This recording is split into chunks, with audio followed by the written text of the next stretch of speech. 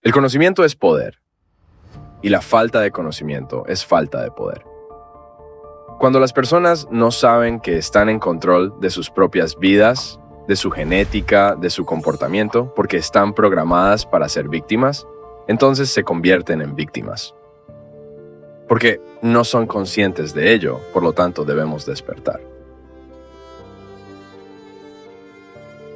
Eres poderoso si entiendes cómo funciona. Y si no entiendes cómo funciona, dirás, no es mi culpa, no tengo control. Por lo tanto, cuando las personas actúan a través de su subconsciente, no lo ven. El motivo por el cual el programa subconsciente se activa es porque la mente consciente está ocupada pensando. Y pensar es un trabajo interno.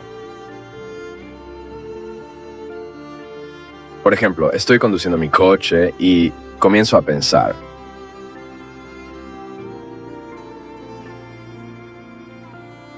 Entonces, mi consciente no es el que está conduciendo. Ahora mi consciente está pensando en algo. Entonces, ¿quién está conduciendo el coche? Este es un punto importante. Nos hace entender que el piloto automático es el soporte. En el momento en que el consciente no presta atención a algo, el subconsciente entra en juego y comienza a conducir el coche según el programa. Y aquí es donde comienzan los problemas. Por lo tanto, cuando estás funcionando a través de tu subconsciente, estás viviendo en automático. Estás actuando según la información de tus programas. No te das cuenta porque estás pensando en otras cosas, no estás en el presente. ¿Alguna vez te ha pasado de conducir a través de una ciudad y luego darte cuenta de que no tienes ningún recuerdo de haberlo hecho? Solo el 5% del día somos conscientes, porque el 95% de nuestro comportamiento proviene del subconsciente y no podemos verlo. ¿Estás viviendo la vida que deseas o estás viviendo la vida que ha sido programada en tu subconsciente? El cerebro es una computadora, la computadora más poderosa que los seres humanos hayan experimentado. Cuando nace un niño, su computadora, o más bien su cerebro, no tiene programas.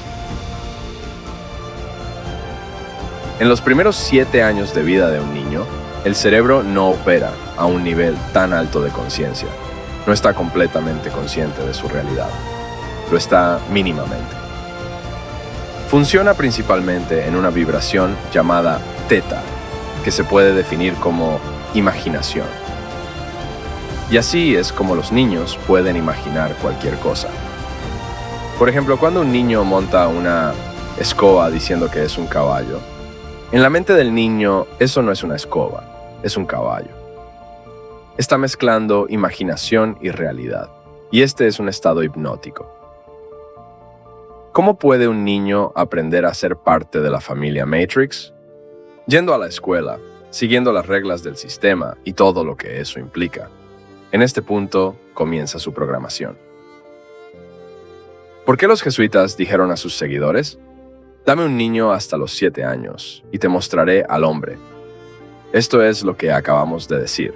Los primeros 7 años son fundamentales para la programación. Esta es algo importante que las personas necesitan saber. Si te pregunto qué harás el próximo lunes, por un momento dirás, déjame pensar. Pensar es un trabajo interno. Todo es cuestión de conciencia. Tu consciente está pensando. Entonces, ¿qué sucede cuando tu consciente está pensando? Se activa el piloto automático, que es un subnivel de la mente y puede tomar el control. Solo el 5% de nuestro día o de nuestra vida tenemos el control de nosotros mismos. Pero el 95% estamos en piloto automático. ¿Recuerdas lo que comiste la semana pasada? Probablemente no, porque tu mente consciente no estaba activa. Por eso todo lo que hacemos son experiencias inútiles y estériles, hasta que tomamos conciencia de nuestro presente. Por lo tanto, el propósito de la vida no es solo aprender nuevas informaciones, sino comprender la esencia de ello. Las penas, preocupaciones y vicios que afligen nuestras vidas a menudo derivan de la falta de respuestas conscientes. Esto resalta la importancia de observar y comprender nuestras experiencias.